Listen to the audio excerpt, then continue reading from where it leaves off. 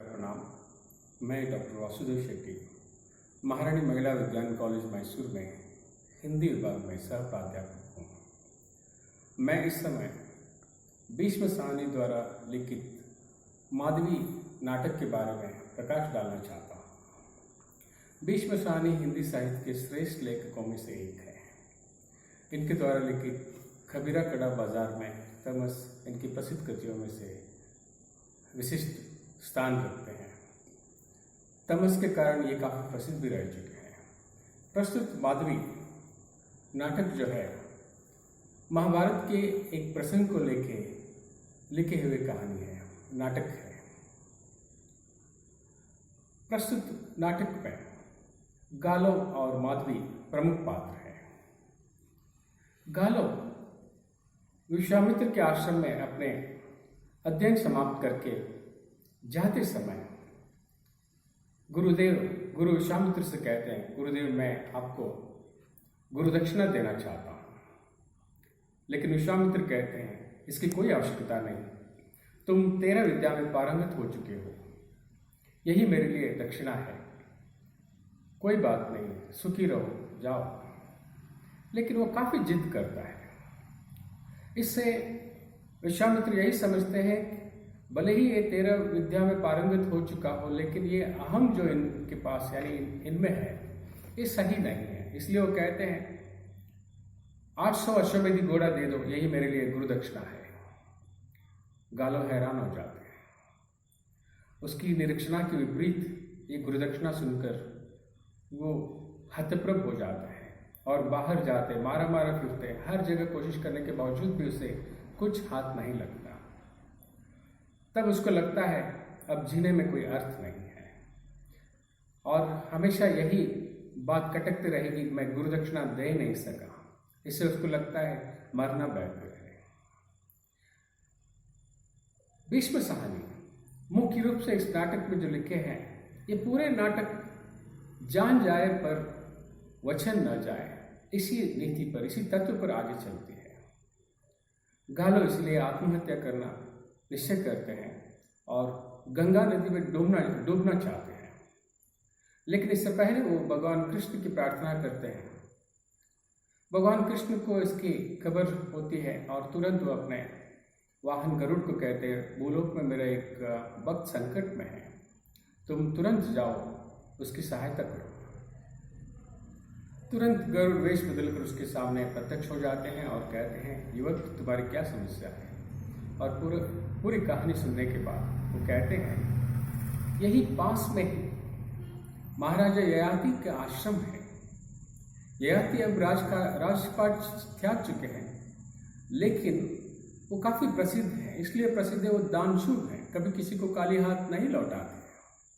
तुम्हें जरूर कुछ न कुछ रास्ता सहायता मिलेगी, जाओ। गालो उसी तरह करते हैं और जो गंगा नदी में डूब के आत्महत्या करने वाले थे उसे उस धारणा को छोड़कर वो तुरंत वहाँ से निकलते हैं और ययाति के पास पहुँचते हैं। ययाति पूरे कहानी सुनकर काफ़ी खुशी महसूस करते, लेकिन कहते हैं जब मैं राज कारोबार में था तब भी मेरे पास 800 घोड़ा नहीं था।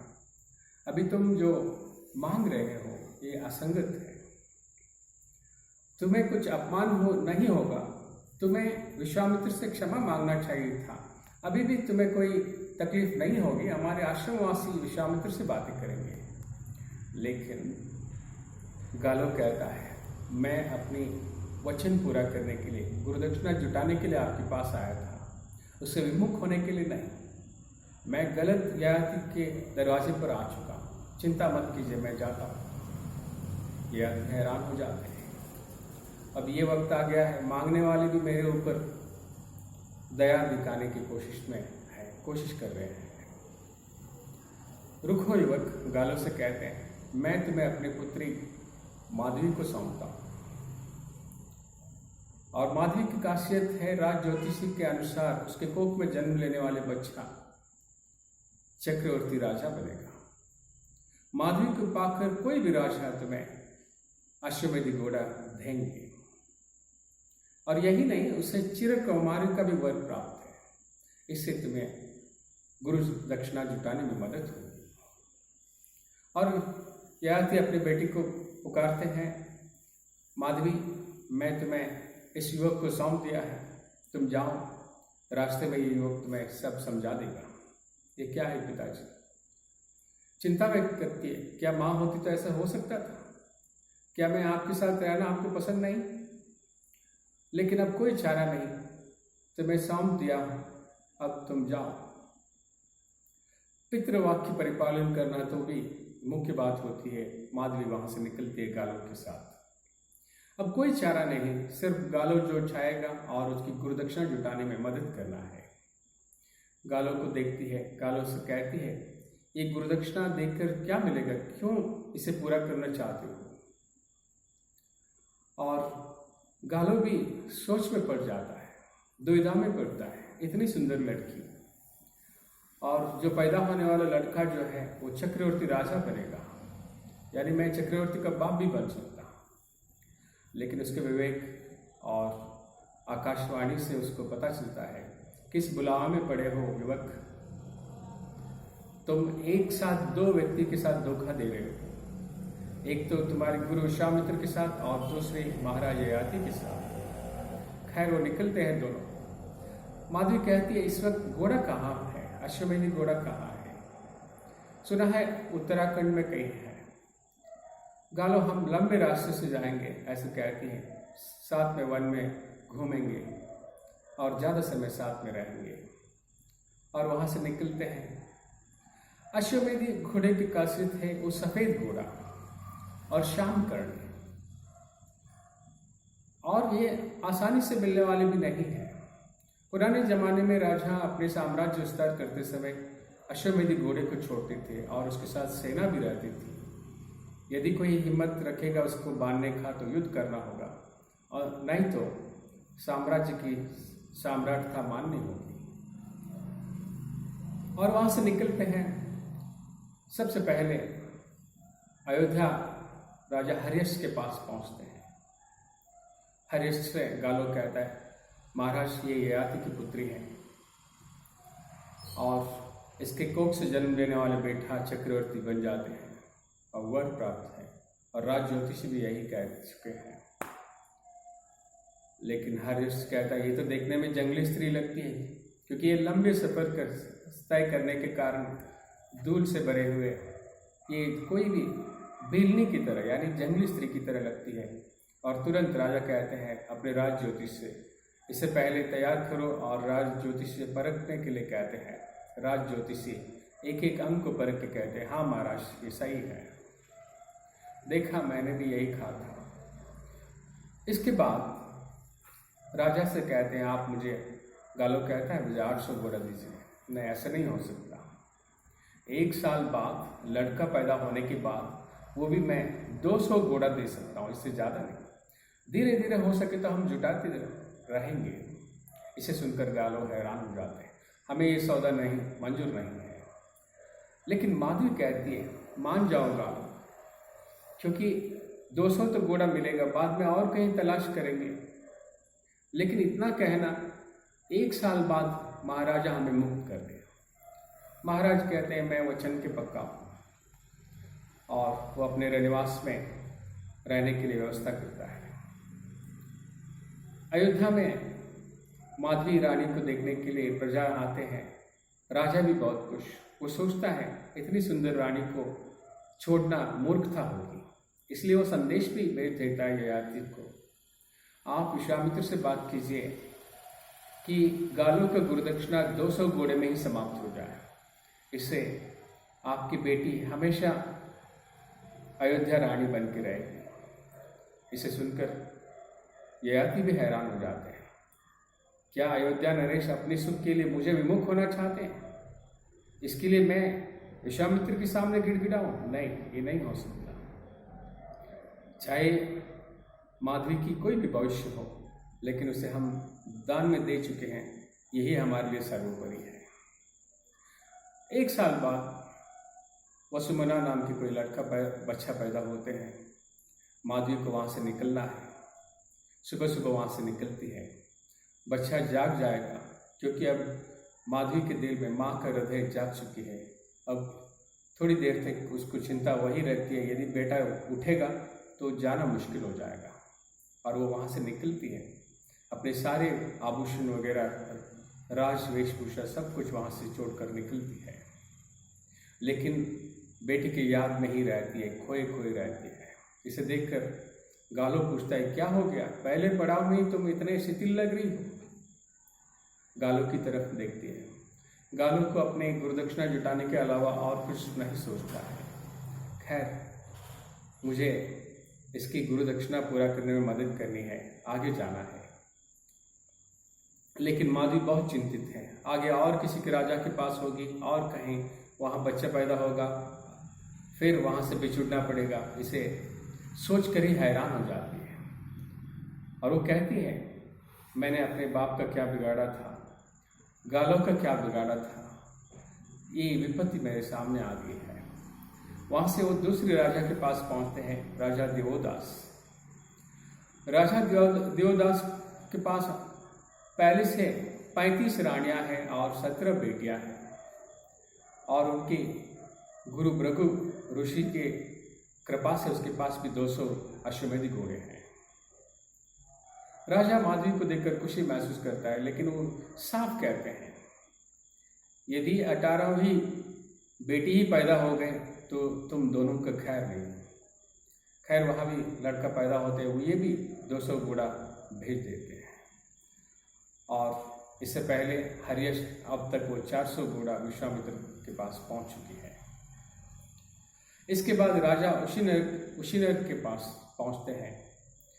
राजा उशिनर थोड़ा वृद्धावस्था में है, लेकिन वो माधवी को खुश करने के लिए अक्सर उसको भेंट देते हैं और घूमते हैं उसे लेकर वन में, जहाँ कहीं हो सकता है उसे खुश रखने की कोशिश करते हैं।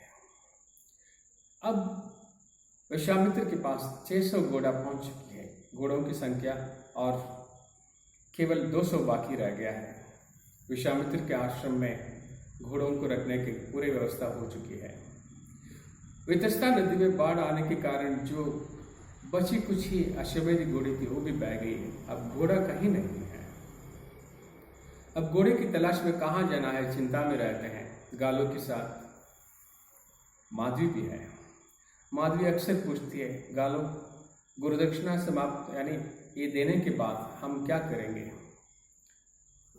तुम किस लिए मुझे मदद कर रहे हो? वो कहती है, ये गुरुदक्षिणा पूरे होने के बाद हम दोनों साथ में रहेंगे, तुम्हें पाने के लिए मैं ये सब कर रही हूँ, ऐसा वो कहती है। अगले सुबह उठते हैं तो माधवी गायब। गालो हैरान हो जाते हैं। माधवी भी कहाँ तक मेरे गुरुदक्षिणा जुटाने में मदद करेगी? ये भी तो कोई आसान काम तो नहीं था। माधवी पहुंची सीधे विश्वामित्र के पास। महाराज, अब और कहीं घोड़ा नहीं है, तुम क्यों आ गए हो? यही बात मैं गालो के मुंह से सुनना चाहता हूं। गालो क्यों तुम्हें भेजा?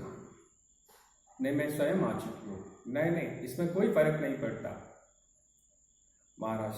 अब तक मैं 3 अलग अलग राजाओं के साथ रहकर 600 घोड़ों की व्यवस्था कर चुकी हूँ। अब और कहीं घोड़े नहीं हैं, इसलिए आप मुझे 1 साल अपने पास रखिए। मैं आश्रम की तौर तरीका जानती हूँ और गालो को गुरुदक्षिणा से मुक्त कीजिए। विश्वामित्र हैरान हो जाते हैं। अपने शिष्य को परीक्षा में डालने की कोशिश में वो स्वयं परीक्षा में आ जाते हैं। खैर, वो मान लेते हैं और इस तरह गालो अपने गुरुदक्षिणा जुटाने में सफल हो जाते हैं।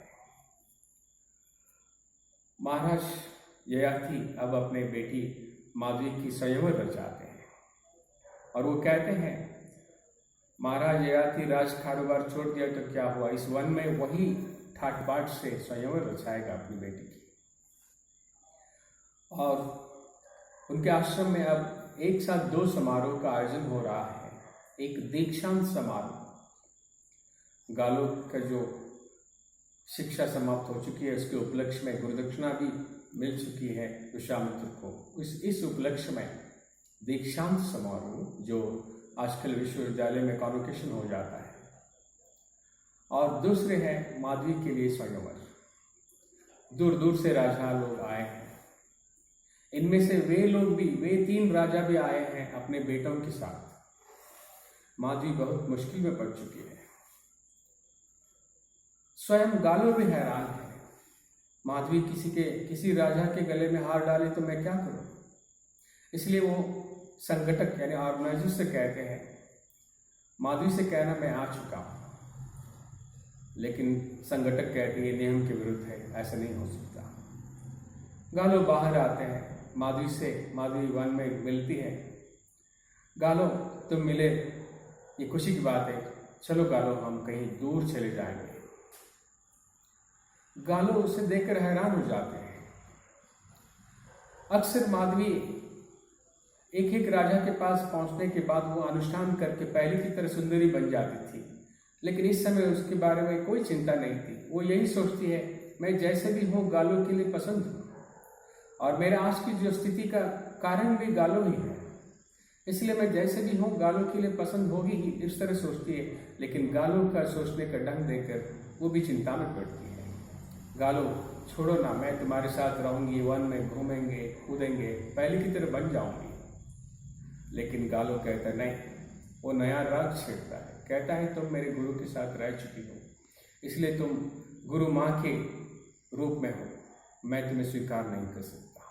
लेकिन तुम मेरी गुरु दक्षिणा जुटाने में मदद की, जिंदगी भर मैं कृतार्थ रहूंगा।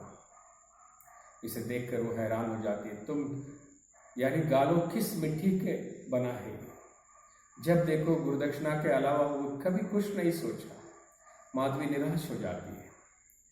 उसे एक कृतार्थ से या उसके भाव से कोई खुशी नहीं होती, और वो यही कहती है, जाओ गालो, खुशी रहो, जो मुझे चाहिए वो तुम्हारे पास है ही नहीं।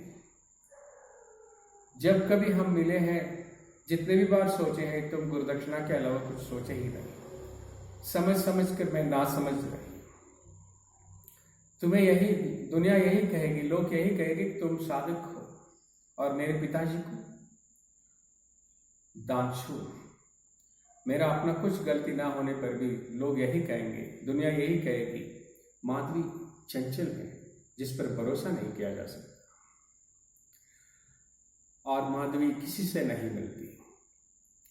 बहुत ही अर्थपूर्ण ढंग से सरल भाषा में भीष्म साहनी लिखे हैं।